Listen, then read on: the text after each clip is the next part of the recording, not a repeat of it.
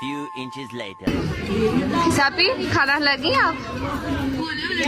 अच्छा नहीं खा लिए।